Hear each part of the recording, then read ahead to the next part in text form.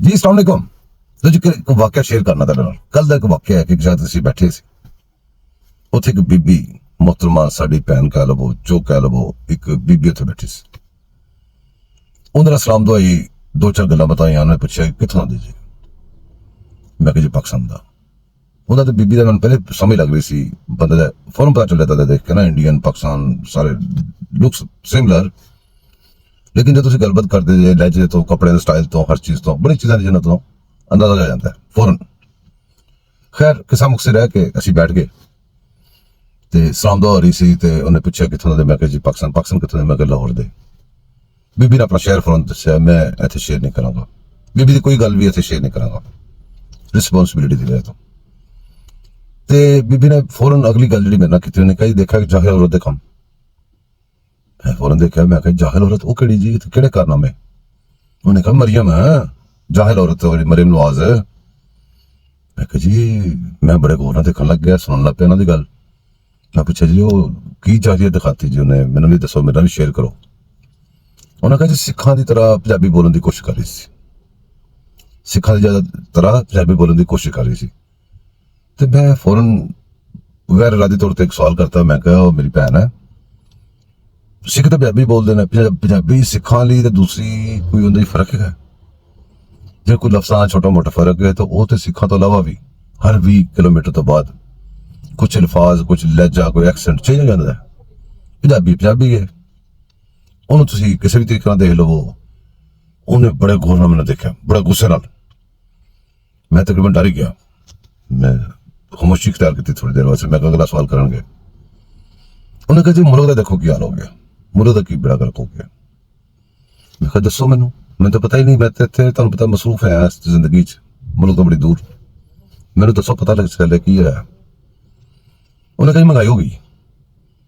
मैं कहा महंगाई हो गई? मैं तो कल खबरां सुन रहा सी पता लगा कि 120 रुपए चावल थले आ गया। 120 रुपए पूरे चावल थले आ गया। कोई 400 ते सी ते वो 120 रुपए थले आ गया।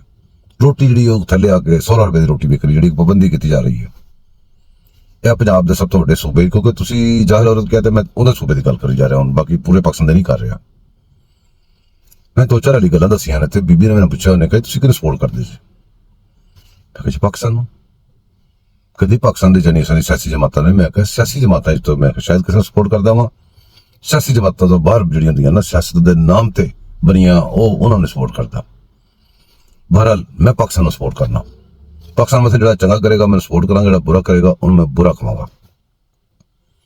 उन्हें कहा फिर चंगा जो अगर तुम चंगा कहोगे तो तुम फिर इमरान खान चंगा कहो जिन्हें पाकिस्तान वास्ते इन्ना कुछ किया। मैं कहा बिस्मिल्लाह मेरी भैन मैंने कोई काम दसो मैंने दसो मैं उन्हें चंगा कहन लग पांगा। कोई गल तुहानूं याद होवे तो मेरे शेयर करो। 3 साल 7 महीने उस बंदे ने हुकूमत की है। उस तो पहले भी लत्तां भी फसाइयां सी ते बाद च हाले तक कड्डियां नहीं तो कोई काम दस्यो। उन्हें कहा जी मैं तेरे नाल बहस नहीं करना चाह रही। तो मैं कहा बीबी मैं कदों तुहानूं दावत दे के बुलाया?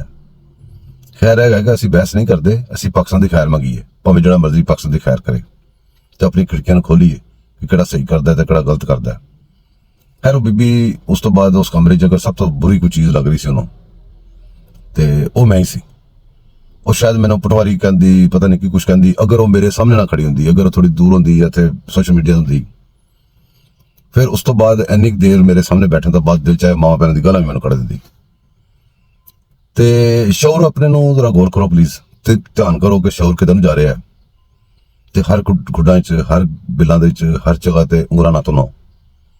अपने तो बड़े जानवरां दे पिछे हथ या पिछा नहीं करन दी लोड़ हैगी क्योंकि तुहाडा पिछा हो रहा पिछा करन दा स्टाइल मतलब है ते उन्हां दा पिछा करन दा स्टाइल हो रहा।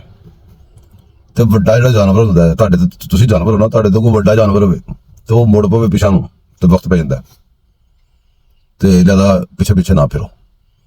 अपने मुल्क तो सोचो वापस आओ दिमाग अपने खिड़कियां खोलो देखो की हो रहा है। सर्चा करो इन्हां फोनां ते जाओ गूगल ते सर्च करो पाकिस्तान कित्थे खड़ा सी कदों कित्थे सी किन्ने कित्थे पहुंचाया किन्ने की करता। इत्थे वेखो क्यों टाइम जाया करदे यार बगैर तो क्यों लोगों नूं गालां कढदे फिरदे जे क्यों तुसीं रौला पाया है।